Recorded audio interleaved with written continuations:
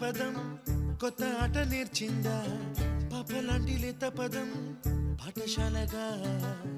కూనలమ్మ జానపదం పల్లె దాటి వచ్చిందా చవళిల జానతనం పాట చూపగా కుంచెలో దాగే చిత్రాలు ఎదురొచ్చేలా